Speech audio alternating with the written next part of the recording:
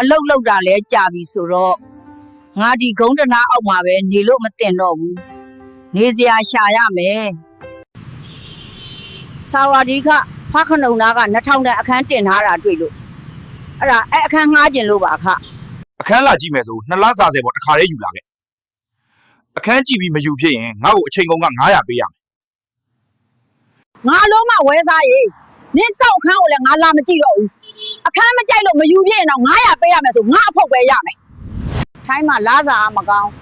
ဘာလို့ပွဲစားခပေးနေရတာနဲ့တနေ့မမပြုတ်နဲ့ငားသေးတာနဲ့ပဲနှပါသွားနေရတယ်ဟာတတော်မှာအခန်းပေါ်ရှာနေတာပဲအခန်းခတဲရောက်1000နဲ့မစိုးဘူးဖုံးဆက်ကြည့်ရမယ်ဟယ်လိုကအခန်းပေါ်ရှာနေတာတွေ့လို့အတူလာနေခြင်းလို့အဆင်ပြေလားခအနေအထိုင်တက်ရက်ပြီးအတော့အစားကင်းပါတယ်ခโอเคခအတော့အစားကင်းပြီးအနေထိုင်တက်ရက်ရုံနဲ့မကဘူးမဆဲတက်ဖို့လဲလိုသေးတယ်မိုက်ရိုင်းပြီးဆဲတက်တဲ့သူဆိုလက်မခံဘူးနော်ခ